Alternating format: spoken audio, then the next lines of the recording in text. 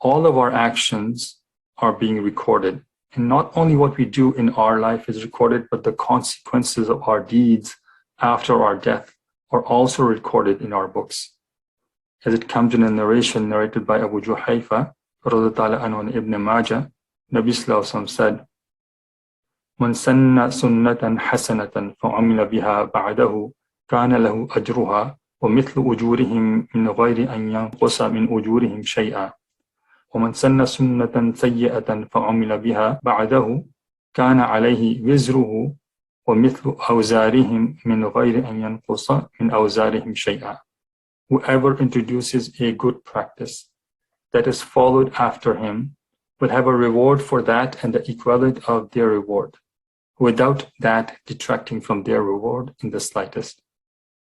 Whoever introduces an evil practice that is followed after him will bear the burden of sin for that and the equivalent of their burden of sin, without that detracting from their burden in the slightest.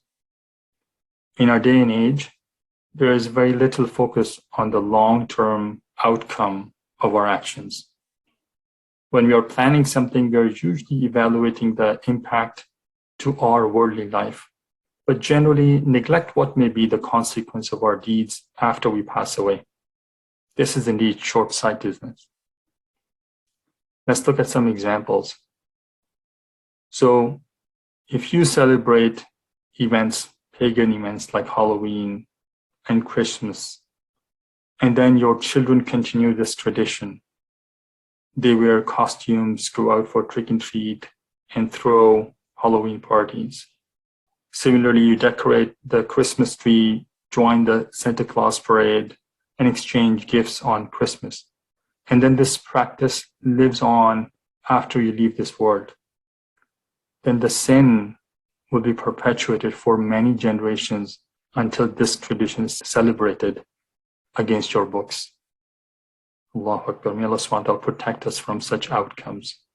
And make us very mindful of what we do today if we start something that is not closer to the spirit of Islam, it's not within the Sharia or guideline of Islam, then we should be very careful not to initiate something that may become a source of sin for us, and we would have no chance to even stop that tradition when we pass away.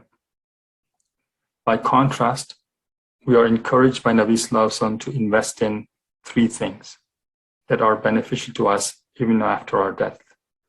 Narrated by Abu Hurairah radhiyallahu anhu, Muslim, Nabi Sallallahu Alaihi Wasallam said, إِذَا مَاتَ الْإِنسَانُ انْقَطَعَ عَنْهُ عَمَلُهُ إِلَّا مِنْ ثَلَاثَةٍ إِلَّا مِنْ صَدَقَةٍ جَارِيَةٍ أَوْ عِلْمٍ يُنْتَفَعُ بِهِ أَوْ وَلَدٍ صَالِحٍ يَدْعُو لَهُ.